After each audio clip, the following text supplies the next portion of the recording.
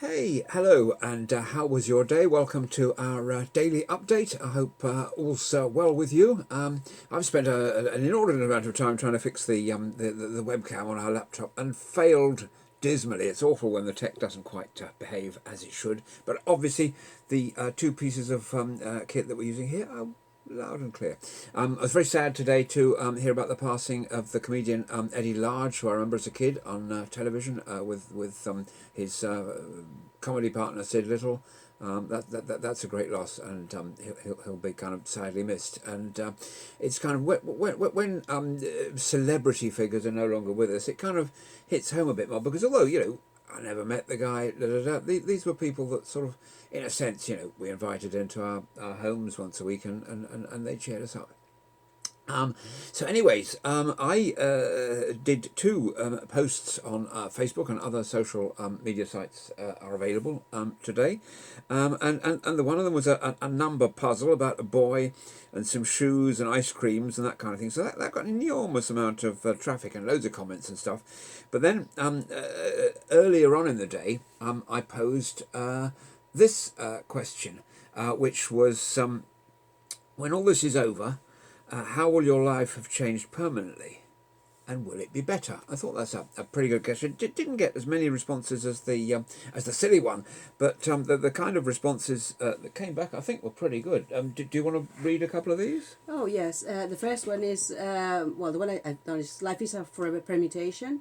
What stays are our principles and beliefs. My takeaway personally is from this moment in history is that family doesn't have to be physically together. That there is something beyond our physical self that we cannot explain. Yet a simple little word come to mind for our beloved Mother Nature and everybody else, which is love. That's a beautiful one. A couple of other people. Good evening to Paul, to Yassar, to Eric, who's with us again. It's lovely to have your company today here in Old Blighty, which is where we are. And David has joined in as well. Some very nice comments came to this post where I asked today on social media, how will your life change when all this situation's over? And my friend Neil said, mind blowing first thought. Hope we realise just how important family is. That's a very positive and great kind of sentiment to take forward. And my friend Andrew, who hasn't joined us just yet, but he probably will, says, I'm loving the self-isolating, not sure I'll come out. I guess I will be found 25 years from now and told the war is over. Oh, good evening, John. How are you? How are you today? So it's very nice to have you with us. Apart from people who are then chiding me by telling me, a very good evening to you, Eric. I hope you had a terrific day today in Poprad. So people were chiding me, sort of tongue in cheek a bit about putting serious stuff on social media when normally I'm quite sort of heavy going, but a lot of people said that sort of life will go on much the same as it was before. One or two said that we will be stronger coming out of this, and that's a point of view that I definitely subscribe to, because it's adversity brings you closer to your family and your nearest and dearest. A very good evening to you, Phil. Thanks for joining us. So that is an absolutely valid point. My friend Haroon, who I haven't seen for a couple of years, I think we might last met at some cafe near King's Cross, I believe it was. He said situations bring out the best of your behaviour. Better people will get polished, but some other people will take the life as a bonus and get more selfish. Let's hope there are not too many of those. And Rita says, I know who my real friends are, and that's a wonderful thing, because sort of fly-by-night friends who are just good evening to you, Michael. Hope you're good today. Thanks for joining us. The sort of friends who are there in good times, in my view, aren't really friends. The ones who sort of run for the exit as soon as there's difficulties. I think the loyalty of friends. Good evening, Alex. Thanks for joining us. Is what makes friendship super special, and quite even prior to this, but particularly now, I've been connecting with a lot of friends from many years ago, and because we have the sort of friendship where you can just kind of integrate, click, and off you go again, it's a fabulous feeling to reconnect, and it's like you can sort of pick up after many years, and it carries on as before. That's correct. And we created new habits and also So that leads us to a certain happiness that you can really identify when you are interacting with other people using the media, using FaceTime, using any kind of communication in which you can see their faces. So uh, you can sense by the body language that we are on this in this together, and that hope brings happiness. Absolutely. Hello, Dave, and hello, Julie. Hope you guys had a good day today. And it's lockdown Thursday. There's no day of the week that it begins with that. Also, you can't do an alliteration thing, but it is day 10. Double digits. Tomorrow, I'm going to run out of fingers, and we'll have to start on the toes and all that kind of thing. Then we'll have to start hairs on my head, I guess. So, but we will keep across this. So we're going to talk a bit about communication a little bit later. And there's a song, isn't there? It goes, communication is the problem to the answer. You've got her number and your hand is on the phone when after all it's just a compromise. I love that song, and we'll be exploring this issue kind of a bit more seriously a little bit later on. I've tried to do every day on the show good evening Lorraine, how are you doing? And also hello to Elizabeth, I hope you're good.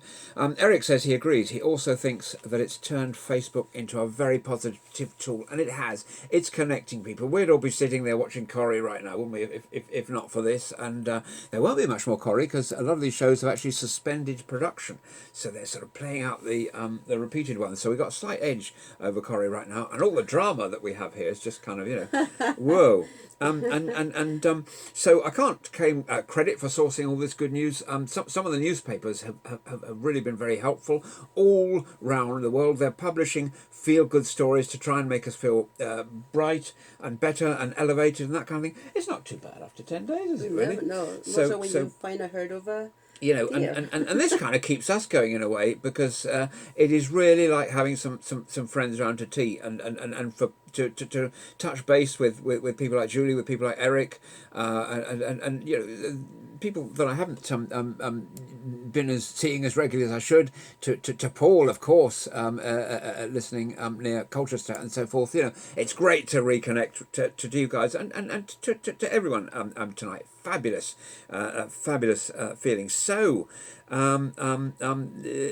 the four horsemen of the apocalypse haven't shown up, but there have been some deer which turned up in somebody's kind of front garden. It looks like there's sort of communal bit of grass actually in front of a row of houses. And this is the thing, that as we people vacate particular areas, the animals come back. There was a show a few years ago, I think it was on Sky, called Life After People, where they just imagine that that one night sort of everybody disappears, and it was kind of a bit like this, although we haven't got oak trees coming up through the middle of the road or that kind of thing. I mean, they kind of dramatised it a bit, as you've got to do if you're television, but that's ever so nice. So kind of we should be nicer to nature, and perhaps the animals will keep visiting. We have a fox who runs around here near our house. Yes, we do. And we're right next to the main railway station in Cambridge, so it's lovely to see him or her from time to time. There's a great show on Channel 4 a few years ago. I think you might be able to find it on YouTube, but they keep taking it down. It's called Meet the Foxes, and they like followed a whole family of foxes from little cubs, I suppose, baby foxes are called, to big things, kind of throughout their sort of whole lifestyle to show that they're really quite cuddly. And I believe my good friend Kevin has got some that he feeds at the moment. They come to his garden. Yes, he posts beautiful photos of the foxes and Mr. Fox. Yes, absolutely. So if you head on to today's Telegraph, you'll see all these pictures, more than one picture, of deer just sort of walking around in unchallenged in this kind of suburban fabulous. area. It's a fabulous. beautiful sight, I tell you. So that's lovely. And we saw that in Venice before, didn't we? And we've seen it in other places. Eric says, out of interest, how many books are with you? Well, this is only half of them, and there are another half downstairs, so maybe we'll do a show for them one day. Hello Zoe, and a big hi to Paul. But we should have a competition really, where people guess how many books are behind us, but it's certainly it's more than 10, I can tell you.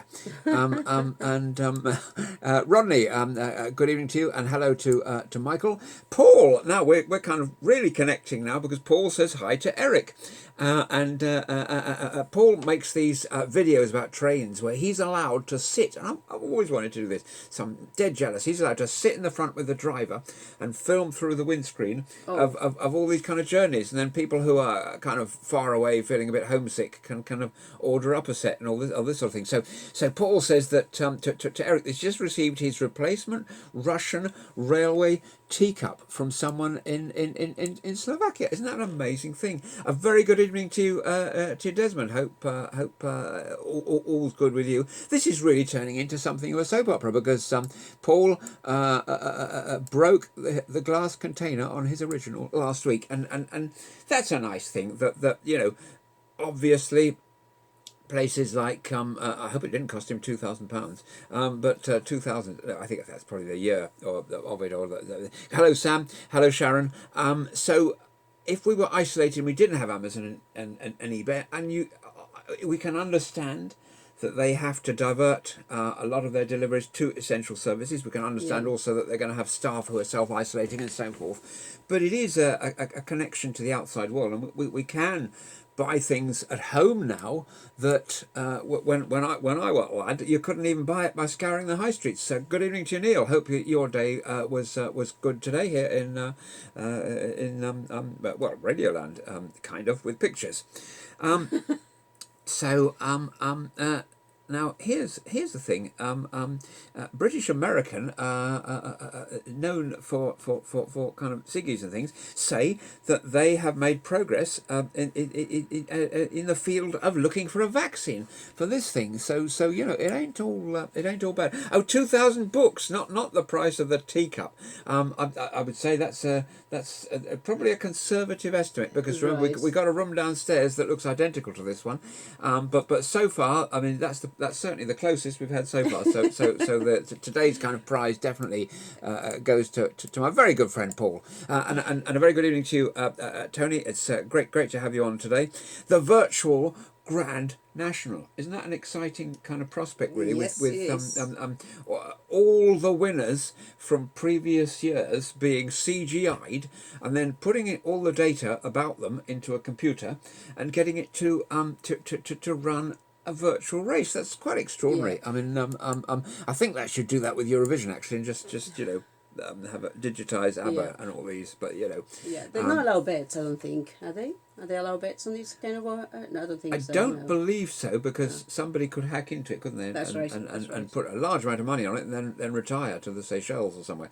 Good evening to you, Sharon. Sharon has just come back for a 2-hour bike ride in a beautiful corner of forgotten Essex. I'm a forgotten Essex boy myself, actually, because they say you can take the boy out of Essex, but you can't take Essex out of the boy. And that's one reason why I used to listen to that pirate radio station, Caroline, when I was a kid, because it was moored about 3 miles off the coast, and you could almost literally, I used to have a little crystal set which didn't have a battery in it, but you could almost literally hear the pop music coming on pieces of string from that wonderful radio station. Good evening, Kevin, and hello to you, John. Hope you guys are good this evening. So we're looking at good stuff that's going on, because we've got to be uplifting, and we're sitting in the Anderson shelter and we're singing Vera Lynn songs here, yes, that's right.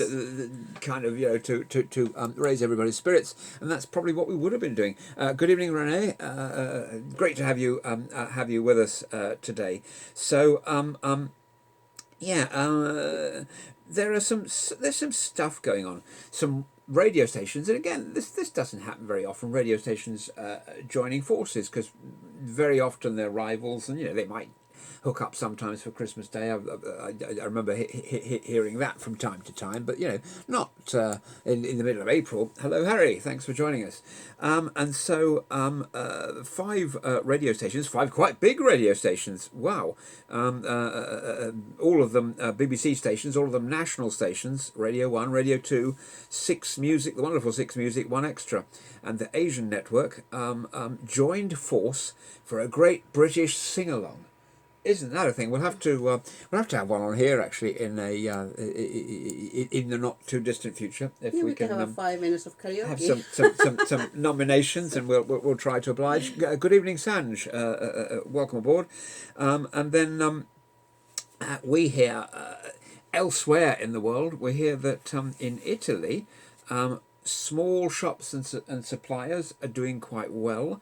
The sales in small grocers rose 41% in the second week and third week in March, because some people, because of the lockdown, hadn't been able to travel far to supermarkets. And I think we've got a street just around the corner from us here in Cambridge called Mill Road, which is full of small shops, and it's full of small independent supermarkets. The big guys don't get much of a look in, and at times like these, it's nice to remember that these sort of independent alternatives, and I think we should give them our support by voting with our feet and going in there. I think that's what we're doing. The majority of us, we're supporting our local produce and everything. And I have friends that they live close to a farm, and they go and get the vegetables that the farm grows. So in order to support, because we are all here for each other. There's a quote here that says, we are all here on earth to help others. What on earth the others are here for, I don't know. This is a quote from W.H. Auden, and that's true. There's a time in which we all need to show solidarity. We see in the pictures of Mother Nature in terms of animals coming to our gardens, wild animals that we hadn't seen before.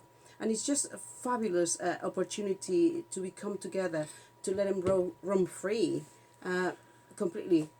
Absolutely. Now, coming back to Vera Lynn, my good friend Eric, and there's this amazing photo that I came across on Facebook yesterday of Eric as a youngster. I'm not quite sure how young he was. I'm guessing that was still in a primary school, was it? Late primary school? Lovely photo, and very recognisably, Eric. I'll have to dig up some photos of me at some point. But Eric, anyway, tells me that he has Tamara Rossi, who impersonates Dame Vera Lynn, singing that immortal classic We'll Meet Again Tomorrow on his radio station, which I believe I'm right in saying is RTI.FM. So do head over there tomorrow, and we'll hopefully Eric will give us the time as well when it's on, and then we'll have to is it add an hour or add an hour, I think, to get the British time, or subtract an hour, whatever. So there's a London physiotherapist, not that guy who's on every day at 9 o'clock in the morning teaching the kids and getting millions of views, but this is a lesser known London physiotherapist who has started teaching her grandparents exercises through WhatsApp video calls, and now has created a channel featuring free daily exercises for isolated elderly people, the likes of me, that is. And so within 2 weeks, that channel got 11.7 thousand views, which is absolutely wonderful. When somebody does something like that, and it just set up this thing to help the parents, but it's very nice when sort of people naturally join in, and this kind of thing. Oh, Paul is going to go out to applaud our very good friends in the NHS, which we'll be doing in 4 minutes as well. I think it's not 4 quite. minutes? Hold on a minute, not quite time yet, but we can all do that together, because they do a fantastic job, and you can't applaud these guys too much. Basically, they are the soldiers out there in that war. They're really looking after us absolutely so very closely. There was a very funny friend of mine the other day who said on the following morning, he said, I was putting the bin out last night and everybody applauded it. It's never happened before. I thought that was quite a nice touch. But let's not forget what it's all about. It's all in the very best of taste. Joe Wicks, that's the name of the fellow. You see, when you get to my age, it's all a bit of a blur, and the detail kind of passes you by a bit. But that is the name of that kind of PE fellow.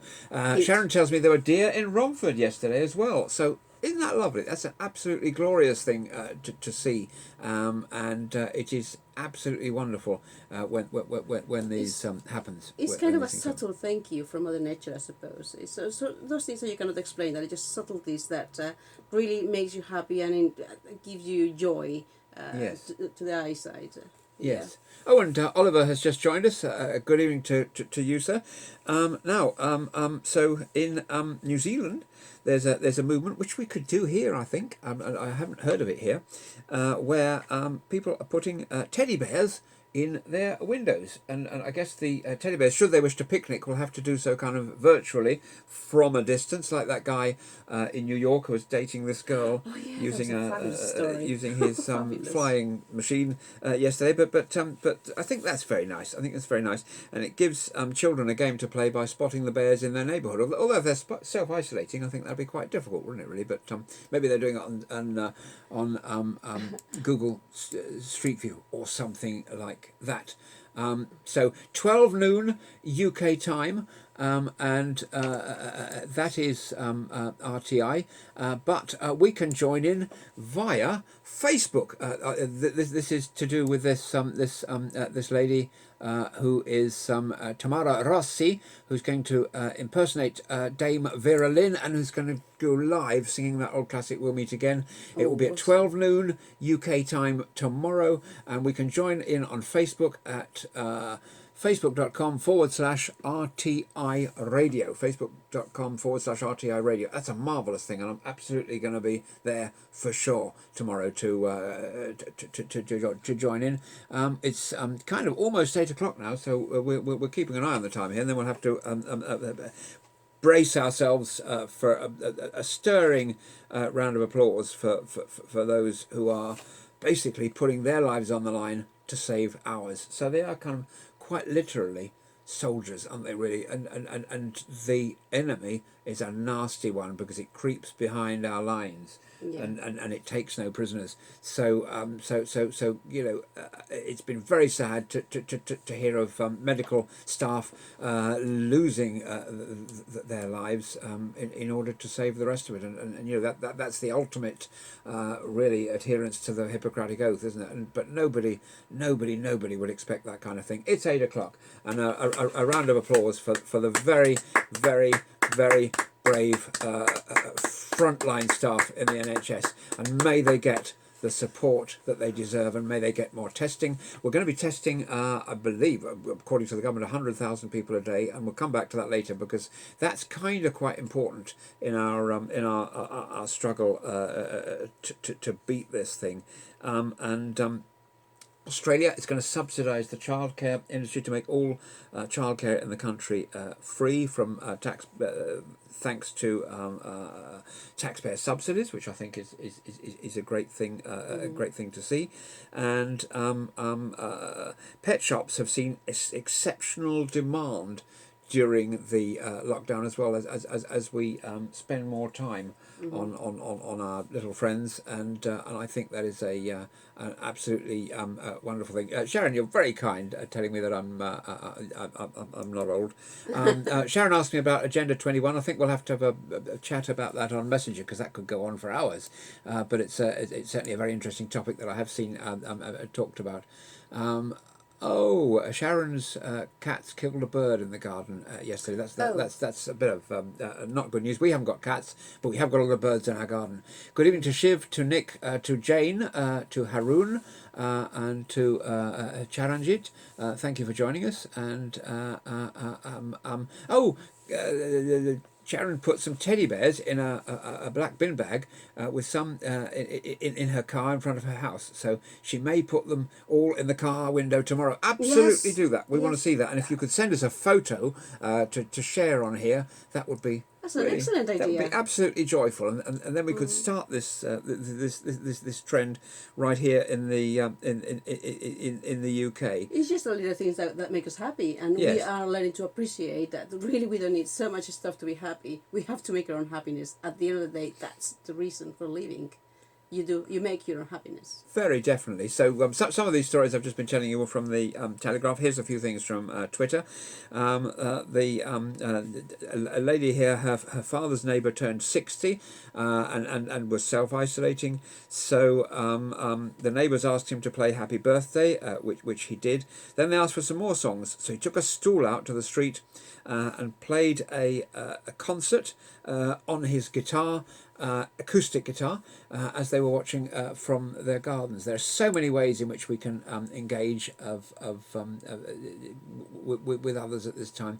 Now, Paul tells me that he even had fireworks opposite for the NHS. So we've just done the clapping Wow. while you were out. We did that, and it's so gratifying to know that these people are not being taken for granted. We need to continue to press our MPs and those in government to make sure that these guys have the tools that they need for the job.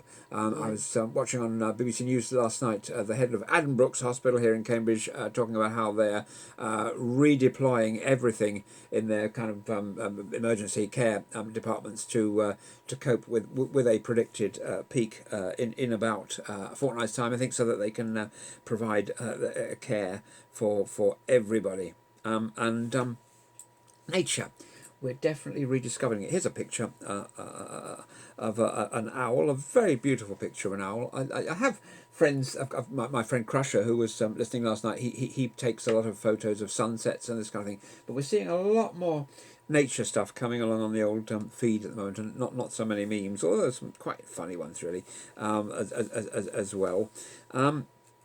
So then there are so many reasons to be positive, because for starters we've got a roof over our head, and many people don't. It's warm here. It's kind of I suppose, is it better to be looking out of the window when we're confined to home and see it raining outside, or is it better to see it sunshine? Because if it's sunshine, we might want to go out. What do you think? Well, I like all weathers. I'm very happy outdoors as indoors. I'm very much happy with my own company.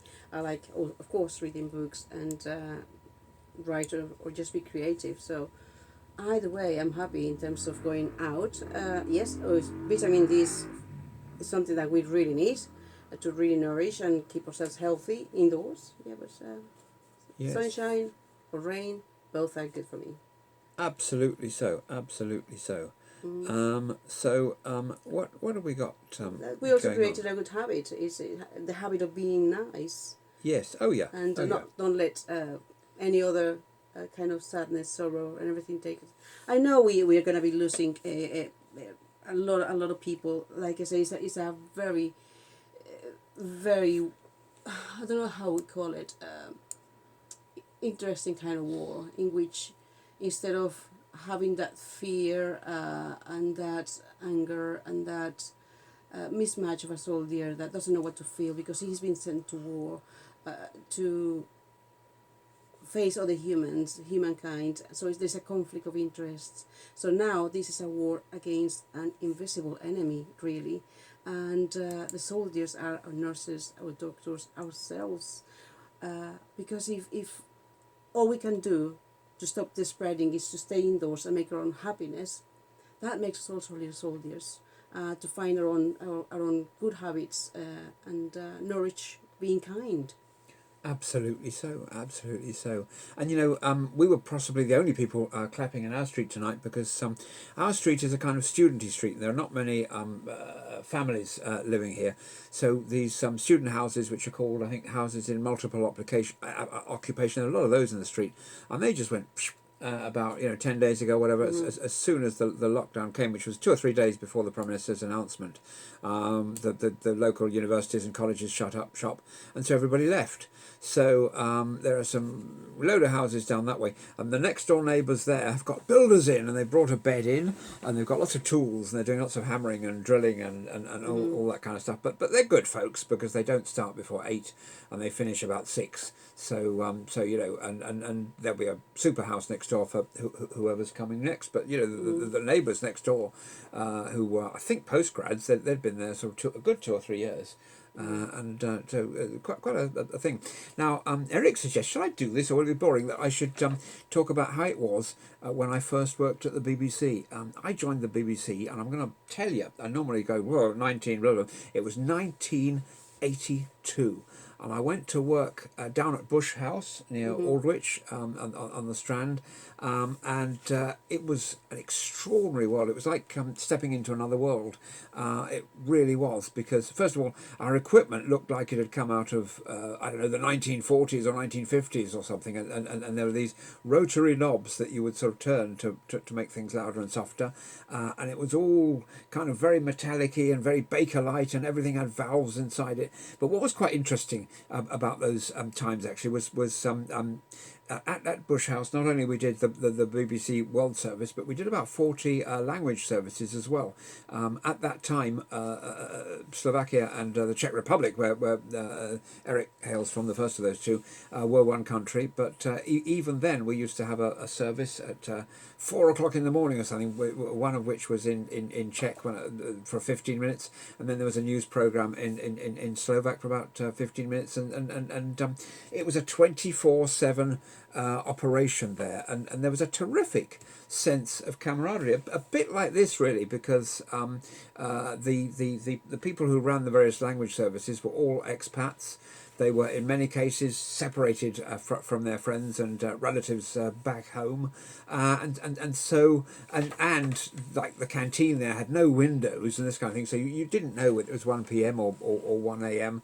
and it was just this sort of ongoing thing. So yeah, very similar feeling really to the feeling that we've got here and now. But it was lovely to see, for example, back then the people from the Turkish section would be sitting next to the Greek people, where normally their countries would be quite antagonistic, and they'd just be having a cup of tea and a good old chat, and it was very nice to see that people, when governments aren't sort of gingering them up to be hostile to people from other lands, they naturally have an affinity for one another, and they naturally get on brilliantly. Right. So, did you get to try any foods that you don't normally eat, as in Greek food or any other? Oh, Eric says he loved working in Bush House. I didn't know that you were in Bush House, Eric, but it's a wonderful, wonderful place, and so much incredible history there. And I believe we shared some of it with the Inland Revenue, because we didn't have the whole building, but there were all these beautiful, beautiful staircases. And when the BBC moved out of at Bush House, would that be, I don't know, 10 years or so ago or so, something like that, all the equipment was auctioned off, and a friend of mine called Bogdan, who's a brilliant photographer, he made a book of photographs to commemorate this wonderful historic old building. I think I've got a copy somewhere, but don't expect me to find it tonight.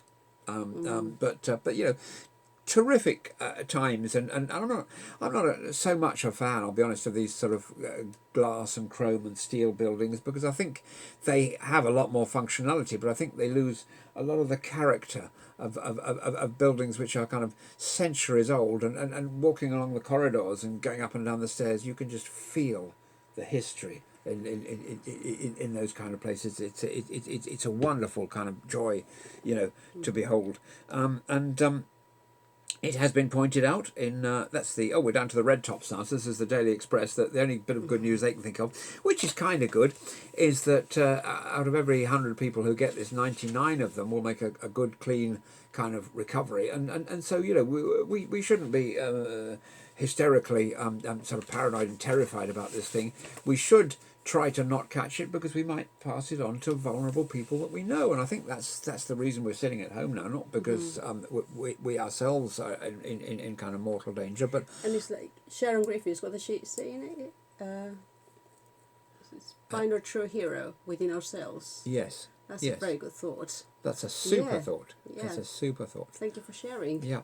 So so Eric says floor 7 was the technical home of Merlin Network 1, which was a project that we were both involved in some while ago. So of course it would have been. So isn't that an amazing thing? And another thing I remember from Merlin Network 1, this is a day that I'll never ever forget, was Tom Robinson doing a concert which was live from the Abbey Road studios where the Beatles did all their stuff with George Martin and such.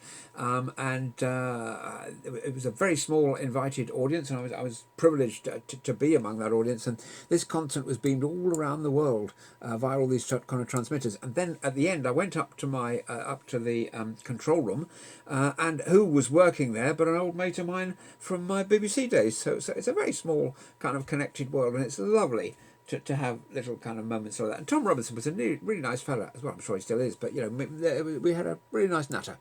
Deborah and Carolina, a very good evening to you. Welcome to our little evening get together. Yeah, welcome to our home. The sofa's just there. You see, we're all just chilling with our friends tonight. Mm-hmm. It looks like you've got something here to share, or It's basically during these times. It does go back to the same.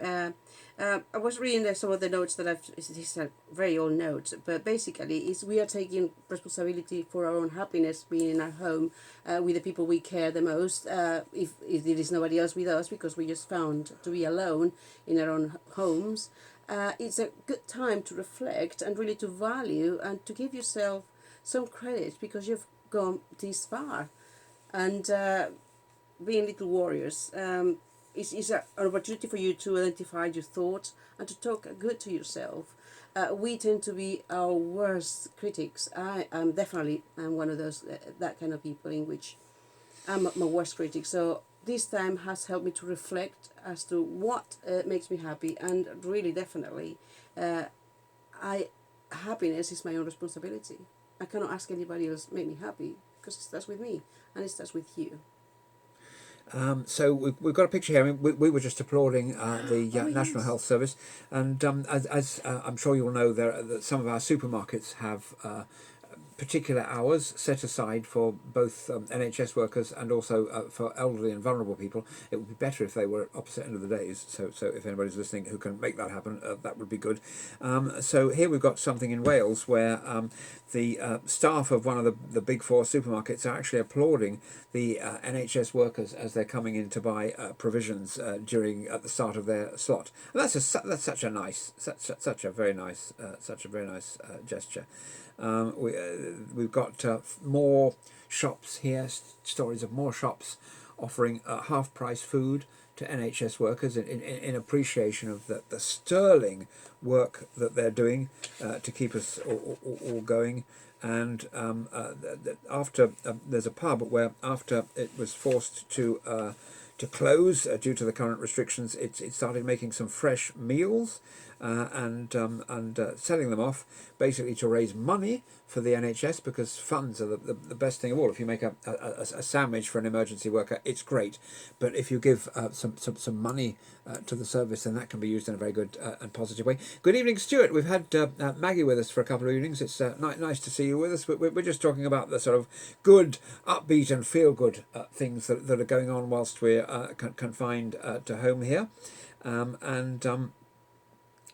Yes, so there's a young shop worker here, and he's buying groceries for the for his elderly neighbours out of his own money. That's such incredibly like almost random acts of kindness, and this guy is a shop worker, and at the end of his shifts he's buying some stuff and taking it and ringing on people's doors and then stepping back and leaving them to get this stuff. That's a beautiful and heartwarming story. We need more of these at times like this. We For agreements. absolutely Yes. really do. Thank you for that, Sharon. So yes, and then there's a pet lizard being fed here in Wales, and it is a family who've been self-isolating with a beautiful multicoloured pet lizard, and they're finding ways to a volunteer group has found them ways to get the sort of exotic stuff to them that lizards eat. I'm not quite sure what lizards do eat, but apparently salad mix is part of the equation. Salad mix. Salad mix, but a particular type. The Crickets. the lizard in question had a sore foot, and so was absolutely desperate for some fresh salad. I'm not quite sure I see the connection, because when I have a sore foot, I'm more interested in bandaging it. But there we are. There we are. Yeah. It's just really like it's one good story after another, really. There have been appeals here in over in Cardiff now for social care workers to come forward and help communities during this outbreak. We've seen kind of retired doctors coming back, and now the authority in Cardiff is looking for more social workers to come and help people, because there will be people for whom being cooped up at home isn't quite as much fun as perhaps it should be. Good evening, Adam. Thank you for joining us this evening. It's good to have your company. We're all surviving. Absolutely so, absolutely so. And there are people here in fancy dress. And here's the thing now, is this a feel-good story, or what is this? The BBC asks, as of today, will coronavirus reverse globalization? Because, of course, if we're transporting things all around the world all the time, these things might have germs on them, and the people who deliver them might have germs on them. The vehicles might have. Very good evening to you, Jay. Welcome aboard, and also hello to Anita. And container ships and globalization, this has kind of transformed our world in many ways, and we take this very much for granted. And our economies have been very much in step. And it's because of this kind of terribly well-oiled machine that we've all been hit so hard by this now, because suddenly when that thing, we just assume, in my dad's time down at the docks, they used to load the bananas onto the boats in big, those things that oranges come in, those nets. Yes. So the huge ones lifted by cranes with bananas in them, and everything would come on and off of these ships was kind of like different shaped, and it was kind of sheer genius for the whoever it was that worked out that if all the boxes were the same, you could just stack them all in and move them around and stick them on backs of lorries and trains and ships and transport them around. But then when that goes wrong, that is the system. There's no kind of fallback, and the fact that the globe has suffered such a big shock now, with it all not quite working as it should, might cause people to look for alternatives, perhaps to sort of have fallback positions, because it puts us kind of very, very vulnerable if suddenly all those chains of supply. It's a complete shift in terms of facing life every day. We are more conscious about our health, and I hope you're nourishing yourselves at home at the moment in terms of having some vitamins and keeping your immune system tickling very nice. How by keeping it, even if you're indoors, keeping yourself busy, following all these people doing exercise and giving them for free. Yes. And nourishing your mind by listening to good stories and not just the bad news, because the bad news only give you wrong stuff to your brain. Is food to your brain, basically. So choose carefully. Yeah, do not watch the mainstream news more than twice a day maximum, because it's all gloomy stuff, and there's more than enough of that in the world, and let's be happy together. Another point about this kind of global trade thing is that it happened to a small extent with Brexit, I guess, which we're not talking about anymore now, but with coronavirus it happened massively, that shops were forced to look for alternative suppliers closer to home, and even though they might have been slightly more expensive, they are more reliable, and if we're going to keep things moving, and if we're going to have future shocks like this in future, and it's quite possible that we will. They're bound to happen. Then we need to make our supply chains not just super cheap, but super robust. And I don't know whether this just-in-time thing will change a bit as well, because every big manufacturer and every supermarket just has about 3 days worth of stuff in the transportation pipeline, and that's one reason why we've seen the empty shelves, because there hasn't been any warehouse from which we could get all that stuff. And so, maybe we'll see a bit of a change now that makes everything a bit more reliable, because we are very dependent. I mean, my dad used to grow a lot of vegetables and that kind of stuff in his garden. We've largely stopped doing that. I wouldn't even know how to grow a vegetable, and I don't even know which way around a carrot grows. So I'm very dependent on going down to the supermarket with my little piece of plastic and coming away with some carrots and other stuff. And we all are. And we need to look at this. And maybe these guys with allotments aren't quite as eccentric as we thought they were. Another thing we saw today was that in Mexico, where somebody was leaving the city and going to their farm, and the city dwellers were going, you don't know the risks. And he's going, well, I've got food there and shelter. Yes. So, and yep. And not so many germs. That's right. That's correct. Yes, more natural way of living. So out in space. Yeah. The closer we live to nature, I mean, that's the way that nature has designed us over billions of years. The better it is really, and the further we remove ourselves from nature, the more risk we're putting into the thing, because everything's kind of stable, everything's working fairly harmoniously, and then we plonk ourselves over there on a big slab of concrete, and suddenly it doesn't quite work the same anymore. Good evening to you, Joe. Thank you for joining us tonight. It looks like you've got something else. No, just that this is an opportunity to create habits, and also we were saying something about communication earlier on. Is that right? Yes, we were going to talk about this because I think we're communicating a lot better at home now. Yes, that's we're correct. not. I'm not just going in and out of the room with monosyllabic grunts now. I manage a sentence every now and again, so that's very kind of gratifying. But equally, we're communicating a lot more with the people around it. This is it's weird. It's bizarre, isn't it? But I'm talking a lot more to my friends now, both in these little evening sessions, but at the same time also. During the day as well, we've had several conversations with people today whom we wouldn't have had a chance to do otherwise, and sitting down for a coffee where okay, we've got ours here and they've got theirs there and mine's tea, but this kind of thing, you get the feeling. But people where we wouldn't just be able to sort of jump in the car and head down to Glasgow or up to Glasgow for a quarter of an hour and back again, because that would take up the whole day. But if it's just a click away, then it kind of works. That's right. I think that's a wonderful thing. Now, America, apparently, according to Bloomberg, that bastion of business reporting, have a plan to end their lockdown, and it would be good, I think, if our guys took note of this as well, because if we're waiting for this vaccine, if we're waiting for the meds, we might be waiting an awfully long time, and after this 3 weeks or 4 weeks or whatever, even the president of that big country with the fair hair admitted that they won't all be coming out straight after Easter and rolling their sleeves up and getting back to work again. So obviously it's doing damage to us as a country as well, and to our economy. But we've seen countries like South Korea, we've seen China. We're not quite sure really exactly how many people were infected in China and how many people actually died in China. We suspect they might have been fibbing a bit, although there's no way of knowing really.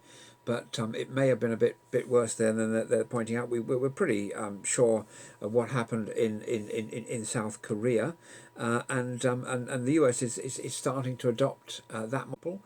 And I think it was Tony Blair the other day who came out and said, you've got to test everybody. You've got to test everybody about 3 times. So if we, due to this containment thing, with us staying at home, if we really reduce the number of people catching it, which there's a real chance of doing, so that instead of me going out there, hypothetically assuming I had this, which I fingers crossed I haven't, but instead of me going out there and infecting 3 people, and then they infect 3 people, and they infect 3 people, and those numbers grow very rapidly.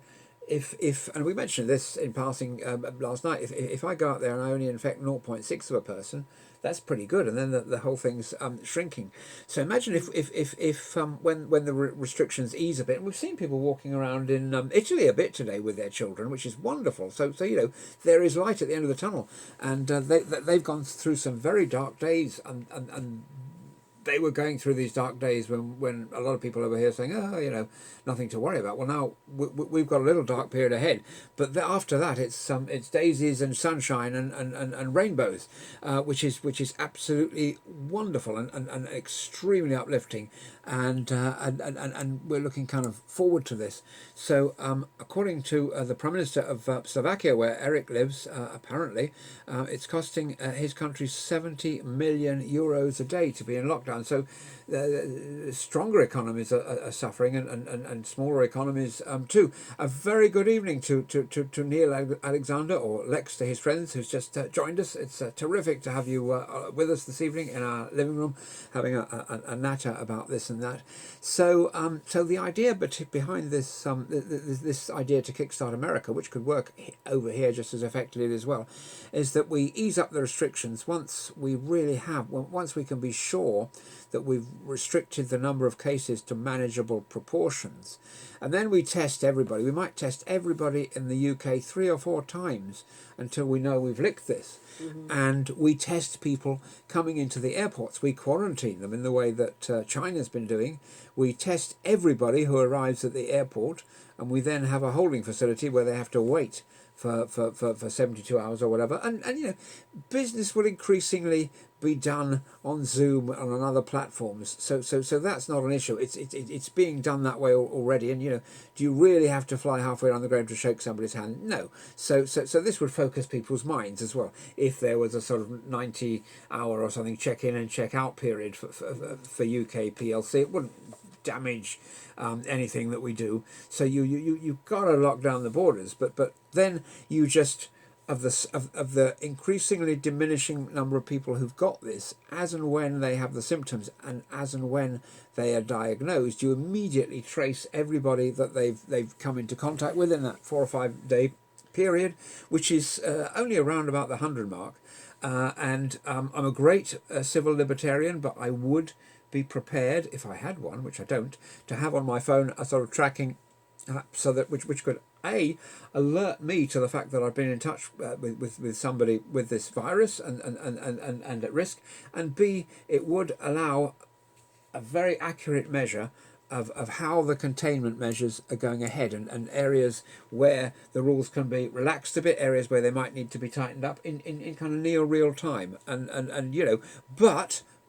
but as soon as there's a vaccine and as soon as there's a medicine, we want to be released from all that and not have to have bits of paper and things like this and not have to be tracked through our phones. So we wouldn't want this to become a regular thing.